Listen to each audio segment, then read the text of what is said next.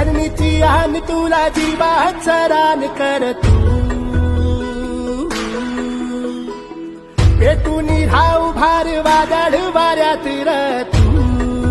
अॅग्रोवनसारखे लोक आपल्यासाठी करताय त्याला माहिती देत एकदा ती माहिती मिळाली की आपण आपल्या वावरात आंबा लावायचं. धरणीची आन तुला जीवाचा रान कर तू